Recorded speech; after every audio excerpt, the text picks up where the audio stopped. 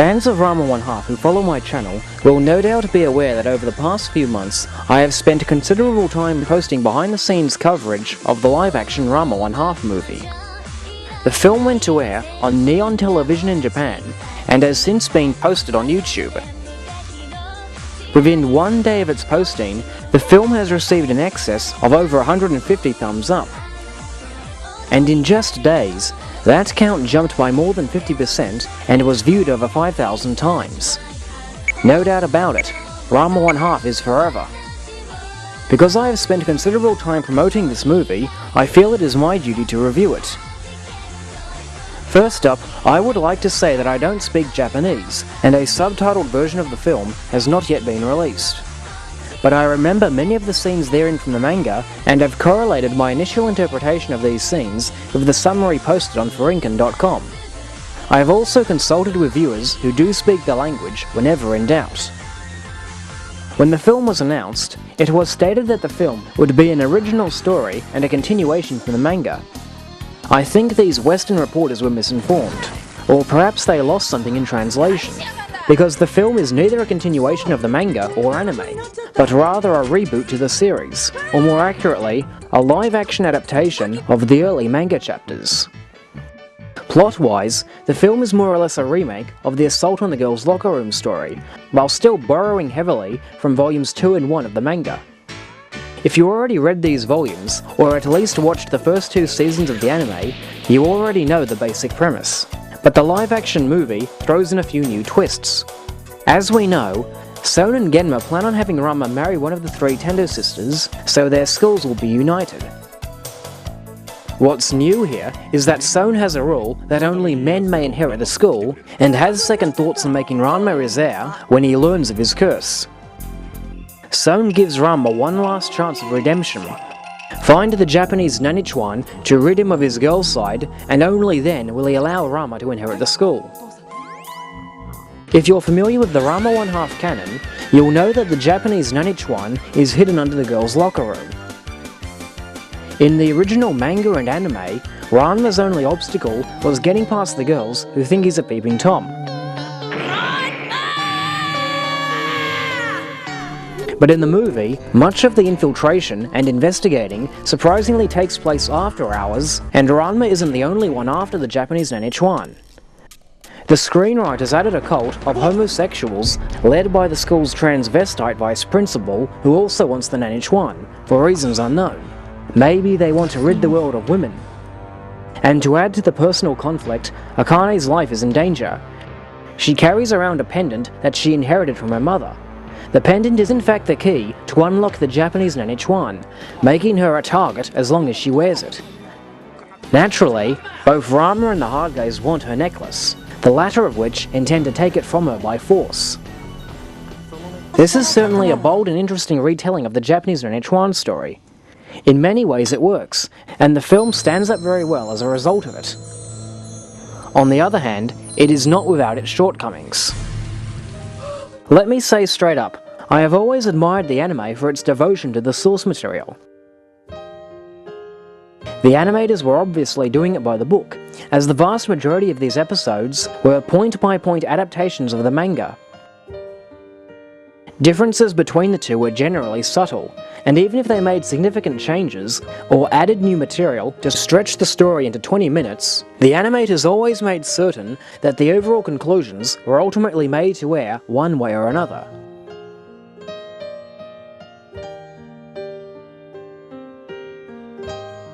The live-action movie is a different story.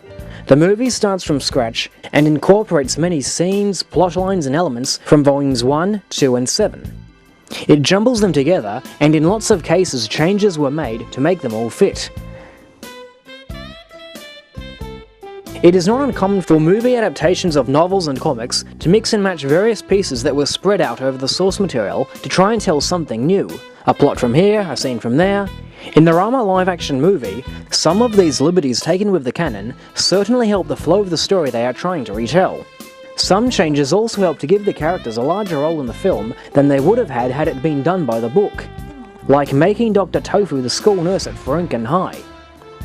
Other rewrites, however, deviate noticeably from the source material and are so different to what we are all familiar with that it just ends up feeling out of place and may risk alienating die-hard fans of the series. The most glaring liberties taken with the source material include Akane first meeting girl-type Ranma at school instead of the dojo, Genma arriving at the Tendos alone, causing its residents to think he's a stray panda, Ranma sneaking into Akane's room to steal a pendant rather than P-chan, Ranma losing her first kiss to Kuno instead of Mikado, and Akane's long hair being severed during Ranma's fight with Kuno and the homosexuals, instead of his fight with Ryoga.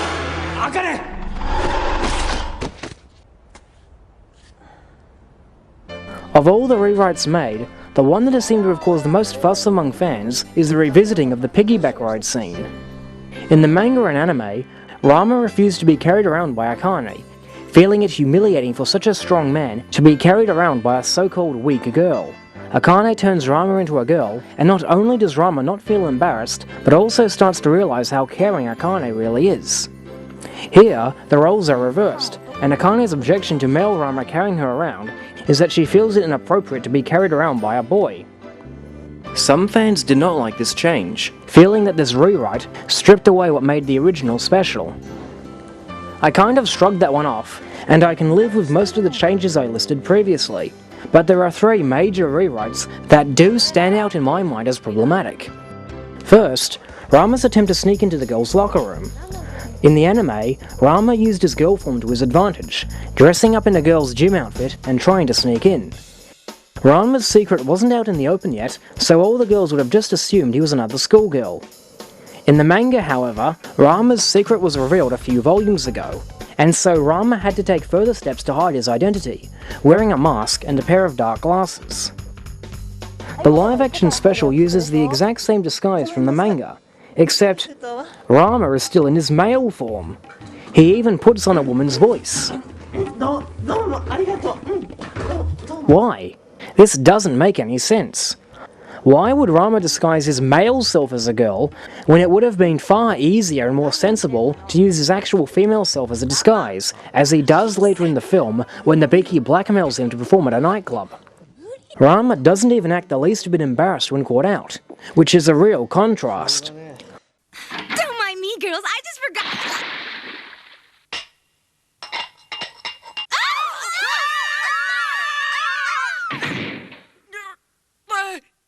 Hey, isn't that Ranma Saotome? He's wearing girls' gym shorts!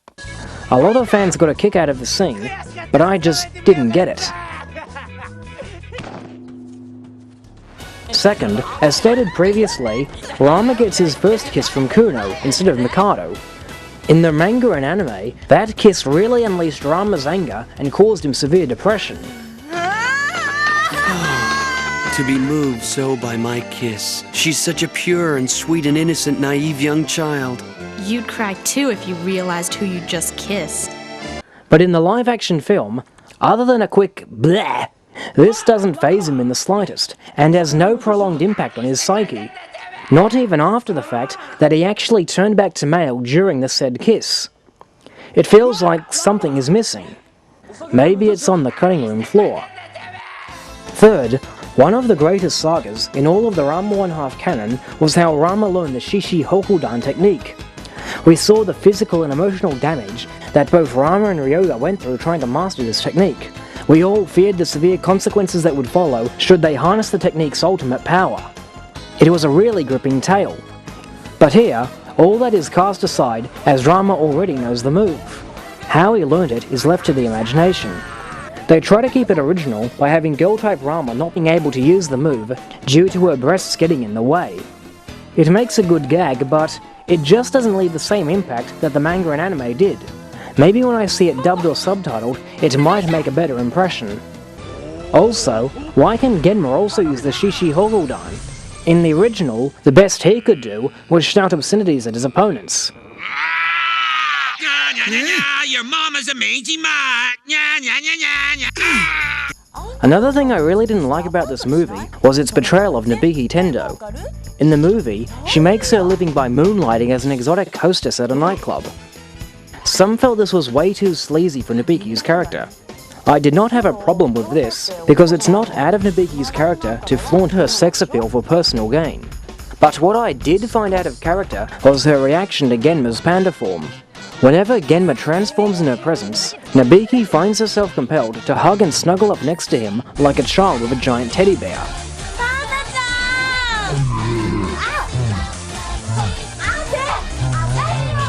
In fact, wanting to keep the panda, she even keeps hanging up the phone when Son initially tries to call the zoo. I honestly can't imagine her manga and anime counterparts doing this scene, and it seriously makes me wonder if the screenwriters mistook her for Azusa Shiratori. You're cute. Come here. Also, this version of Nabiki is not a Ferengian High student, and when she's not at the nightclub, she just lounges around the house all day in limited clothing. Many fans have stated that these traits are more along the lines of Akemi, a character from Riko Takahashi's other work, My Sonic Coco. Don't know anything about it, never watched it. The rest of the characters, though, were by all means as we know them. The love-hate relationship of Ranma and Akane is all there, right down to Ranma gloating about his female body to make Akane jealous. Dr. Tofu goes into his buffoon mode whenever Kasumi is in his presence, leading to some hilarious sight gags.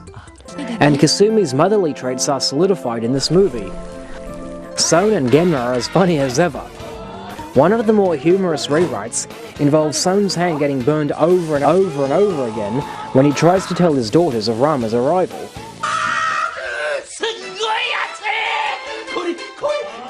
And Mr. Panda just steals the show whenever he's on screen. Just like the anime, there are many sleight-of-hand gags in which the text on his sign changes between camera cuts or when he removes it from view.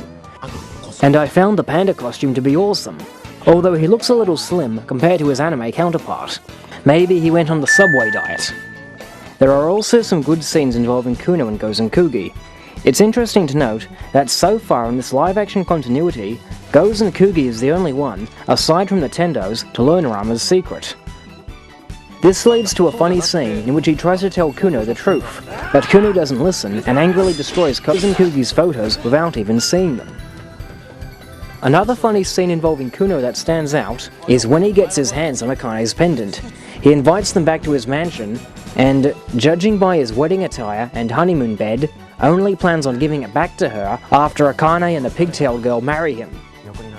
The costume designs are spot on, albeit with some subtle changes made, and the actors do a good job of nailing all the unique little quirks and hitting all the marks that makes them who we know and love.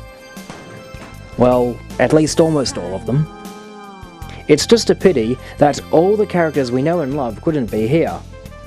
Even before the film was released, lots of fans worldwide were disappointed by the absence of Shampoo, Moose, Ukyo, and particularly Ryoga.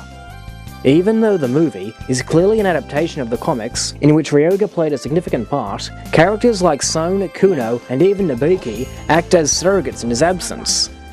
Considering that Yuka, Sayuri, Hiroko, and even the old washerwoman all make appearances in the film, it makes one wonder how a mainstay as popular as Ryoga could not be included in the film.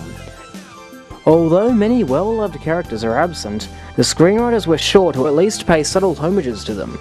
In Akane's room, we see she has a collection of pig plushies, one of which is black. When Ranma is blackmailed to work at the nightclub, she disguises herself in a shampoo-style dress and pink wig.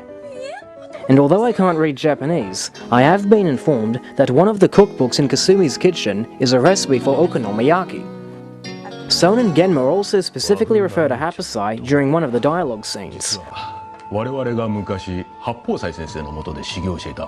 Speaking of which, the film's narrator is none other than Ichiro Nagai, the same guy who did the voice of Hapasai in the Japanese dub.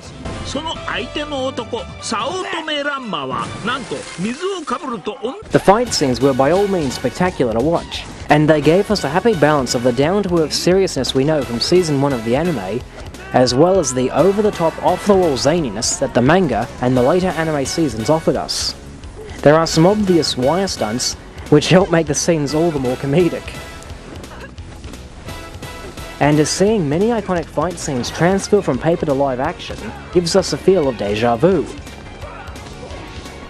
We not only see Ranma, Akane and Kuno fight, but also Son, Tofu, even Mr. Panda duke it out. It may sound hard to take seriously the idea of our heroes fighting homosexual transvestites, but trust me when I say, it works. The fights can be both amusing and even gripping.